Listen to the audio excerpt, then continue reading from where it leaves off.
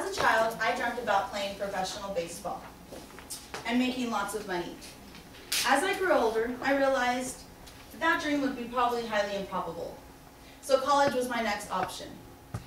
When the time came, I did all I could to make my college more affordable by applying for grants and getting student allowances before I touched any loans. Almost 8 months have gone by after receiving my diploma, and I find myself jobless and broke. This is a quote from a good friend, Patrick Arias, who just graduated 8 months ago from Loyola Marymount University with a bachelor's in communications.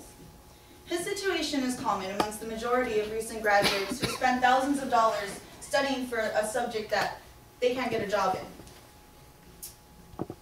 About 60% of all college graduates leave college with debt, according to Obama's website. In order to help this situation from getting worse, students must take the steps to educate and get involved in making college more affordable. First, let me inform you on the problem that is rising with these tuition increases and lack of financial help. The Los Angeles Times printed an article on October 21st, 2009 with the title, "The Nation, College Costs Up in Hard Times. Recession Helps Raise Tuition Nationwide as State Spending on Education Declines." In this article, the College Board found in an annual survey that four-year public colleges in the United States raised annual tuition and fees by an average of 6.5% to $7,020 this fall. That figure does not include room, board, and other expenses. This expert is a clear depiction of the way society and colleges connect. It touches the notion that if you cannot pay for college out of pocket, then the government cannot do much to help you out in that situation. In another article on Newsbank called "Not a Good Investment," written on November 14, 2009, it states that 46% of college students never graduate, which can cause financial hardship for themselves and still run up good-sized debts that will leave them in a pretty stressful situation without a college degree. As for the 54% of students who do graduate, the $104,000 average assumes they finish in 4 years, but may take 5 or 6 years to get their diplomas. So their cost for college is going to be about $130,000 to $156,000.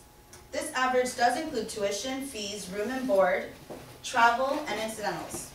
However, they don't account for the 15 years of interest payments on college-related debts.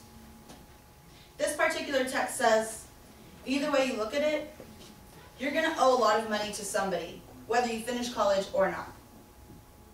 Even more discouraging, Barack Obama listed on his website some statistics about college, saying college costs have grown nearly 40% in the last 5 years. Like I said in my intro, 60% of all college graduates leave college with debt.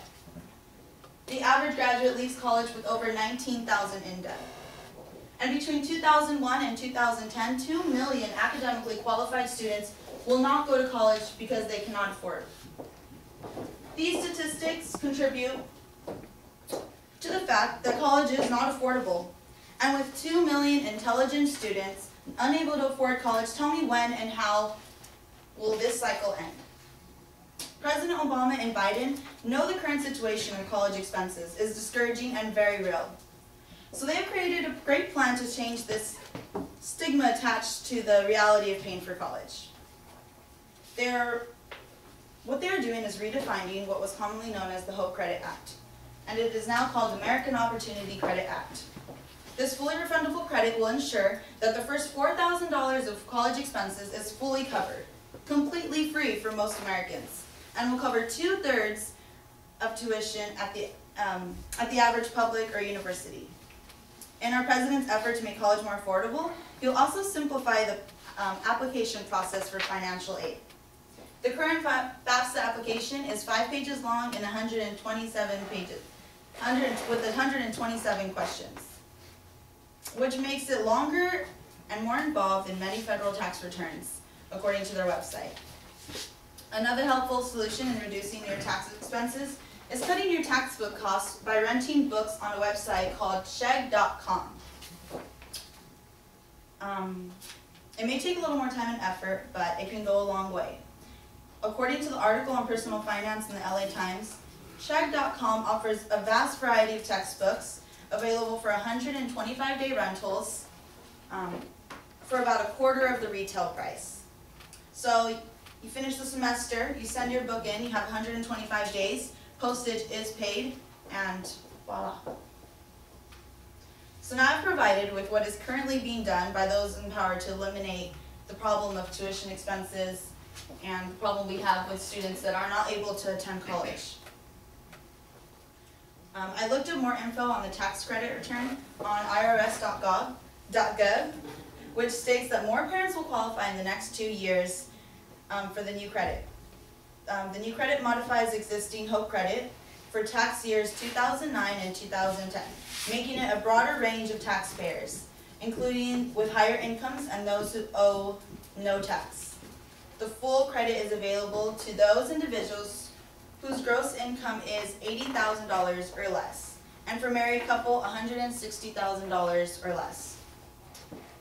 There is also a new benefit which includes cost to purchase of any computer technology or equipment, any expenses you pay to use the internet, and related services. Recipients of this credit will be asked to put in 100 hours of community service, and they can do this either during the semester or during the summer. Barack Obama and Vice President Joe Biden will also simplify the financial aid process by eliminating the FAFSA altogether. So there will no longer be a 5-page, 127-long FAFSA application. Instead, according to their website, the process will be streamlined by enabling families to apply simply by checking a box in their tax return, tax forms, authorizing their tax information to be used and eliminating the need for a separate application. Not only will it expedite the financial aid application process, but it will also reduce government-issued jobs, thus giving the state more money to disperse. So we have seen proof by statistics, and a current college graduate who is not alone in this.